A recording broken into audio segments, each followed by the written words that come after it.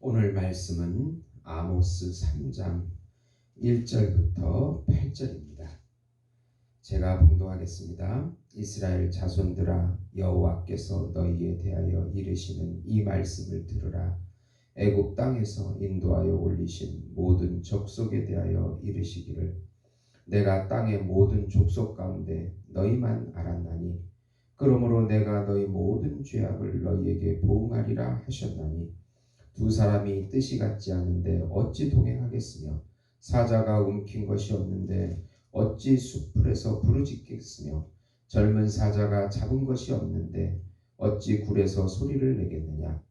덫을 땅에 놓지 않았는데 새가 어찌 거기 치이겠으며, 잡힌 것이 없는데 덫이 어찌 땅에서 튀겠느냐.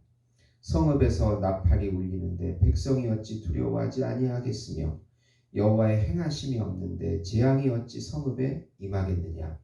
주 여호와께서는 자기의 비밀을 그 종 선지자들에게 보이지 아니하시고는 결코 행하심이 없으시리라. 사자가 부르짖은즉 누가 두려워하지 아니하겠느냐. 주 여호와께서 말씀하신즉 누가 예언하지 아니하겠느냐. 아멘.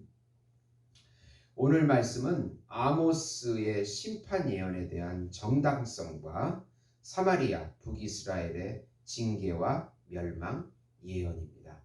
사랑하는 성도 여러분, 복음은 기쁜 소식입니다. 왜 복음이 우리에게 기쁜 소식이 됩니까?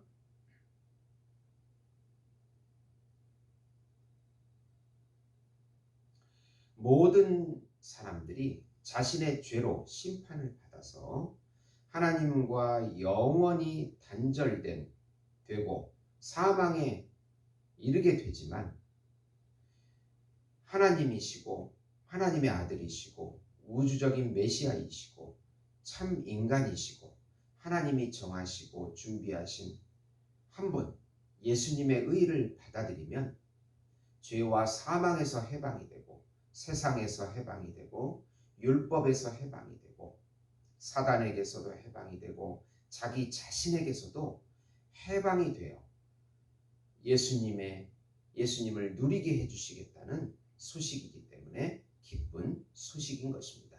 예수님께서 우리의 죄와 불순종을 대신 담당하시고 그 성취하신 의를 주셔서 예수님과 함께 부활하시고 예수님과 함께 우편에 앉게 해주신다는 소식이기 때문에 기쁜 소식입니다.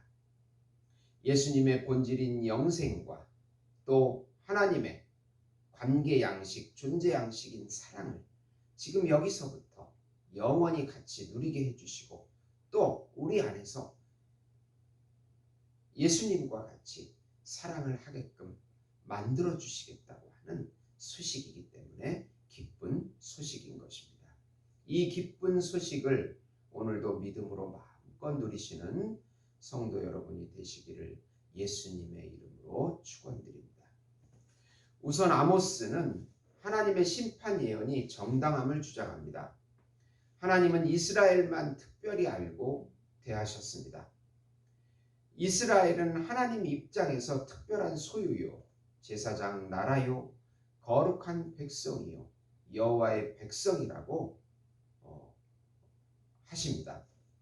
하나님의 거룩한 나라가 되어 열방에 여호와 하나님의 이름을 전하기를 기대하셨습니다. 이것이 바로 제사장 나라인 것입니다. 그런데 그 백성들이 여호와 하나님의 법을 어기고 우상 숭배의 죄를 졌다면 마땅히 벌을 받아야 한다고 주장하십니다. 거룩한 하나님 나라를 기대하고 열방을 향한 여호와의 이름을 전파하는 그 사명을 버리고 오히려 이방인과 같이 똑같이 우상을 숭배한 것입니다. 하나님께서 이스라엘에 대한 기대는 처참하게 무너졌다고 그렇게 말씀하시는 것입니다. 두 사람이 뜻이 같아야 동행하고, 즉 하나님과 선지자인 아모스가 같이 동행하고, 사자에 움킨 것이 있어야 부르짖고 하나님의 말씀이 있어야 이스라엘 범죄에 대해서 부르짖는다는 것입니다. 덫이 있어야 새가 잡히고 원인이 있어야 결과가 있지 않겠냐는 것입니다.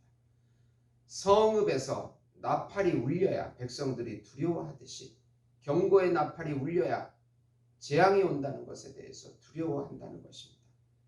하나님은 아모스 선지자에게 말씀을 주셔서 반드시 행하시고 말씀을 받은 선지자는 예언하지 않을 수 없다고 아모스가 그렇게 말하고 있는 것입니다. 두 번째로 하나님의 심판이 반드시 시행되지만 또 구원의 소망도 선포해 주십니다. 아스돗과 애굽 사람들에게 이스라엘 궁궐에서 자행되는 죄악들을 보라고 합니다. 이방인들과 하나도 다를 게 없다는 것입니다. 그러기에 이스라엘은 주변 민족에게 약탈을 당하고 BC 733년에 디그라빌레셀 3세에 의해서 길르앗과 갈릴리가 약탈당합니다. 결국에는 베델과 단의 뿔이 꺾이고 왕궁들이 무너지게 됩니다. BC 722년에 살마네셀 5세에 의하여 멸망당하게 됩니다. 그러나 그 가운데서도 사자의 입에서 죽은 양의 두 다리를 건져내듯이 비천한 노예의 삶을 사는 사마리아인들의 남은 자들을 건져내겠다고 약속하십니다. 세상 나라에 오히려 점령당한 하나님의 나라, 그러나 또 회개하고 돌아오는 자들에 대해서는 그 남은 자들에 대해서는 구원을 해주시겠다는 약속입니다. 블레셋과 애굽 사람들은 이스라엘 백성에게 그들의 멸망에 대한 사실을 증언하라고 말씀하고 있습니다. 여호와 하나님은 자신의 심판의 정당성을 주장하시고 특별히 사랑한 백성들에 대한 반역에 가슴 아파하십니다.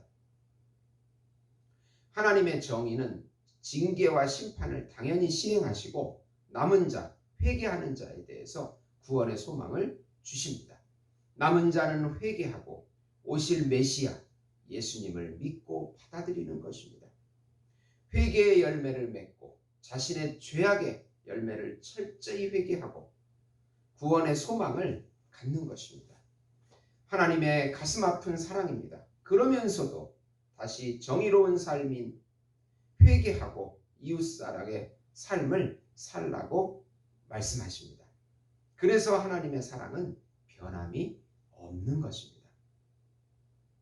심판하시지만 다시 구원하십니다. 예수님께서 고쳐지지 않는 그들의 삶을 직접 대신 지시고 대신 삶을 사셔서 우리에게 의로 주십니다. 하나님은 예수님의 의를 보고 우리를 구원하시는 것입니다. 예수님께서 대신해 주시는 것이 바로 구원과 성화인 것입니다. 그리고 그 사랑을 우리 안에서 성취해 주시고 완성해 주십니다. 로마서 11장 32절 33절에 보시면 하나님이 모든 사람을 순종하지 아니하는 가운데 두심은 모든 사람에게 긍휼을 베풀려 하심이로다. 깊도다 하나님의 지혜와 지식의 풍성함이여 그의 판단을 헤아리지 못할 것이어서 그의 길은 찾지 못할 것이로다. 아멘. 하나님이 먼저 택한 이스라엘은 죄악에 빠져서 회개하는 자리에 서게 되고 이방인들은 또 회개하는 자리에 서게 해서 이스라엘과 이방인들 모두를 예수님을 통하여 구원하게 하신다는 높은 깊은 지혜인 것입니다. 이 복음인 지혜를 이 어려움 가운데서도 소망을 잃지 마시고 믿음의 한 걸음 한 걸음 걸어가셔서 예수님이 주시는 평강과 안식과 영생을 마음껏 누리시는 우리 예수목장교회 성도 여러분이 되시기를 예수님의 이름으로 축원드립니다. 기도하시겠습니다. 하나님 아버지 감사합니다. 우리 하나님께서는 우리의 죄악을 심판하시면서 우리를 낮아지게 하시고 예수 그리스도의 의를 보게 하십니다. 그분이 우리 안에 영으로 생명으로 들어오셔서 우리의 길이 되어주시고 진리가 되어주십니다. 그분을 마음껏 믿음으로 누리는 하루가 될 수 있도록 우리 마음에 은혜와 축복을 더해 주시옵소서. 예수님의 이름으로 기도드리옵나이다. 아멘.